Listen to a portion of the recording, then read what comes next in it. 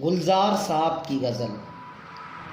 दिन कुछ ऐसे गुजारता है कोई, जैसे एहसान उतारता है कोई।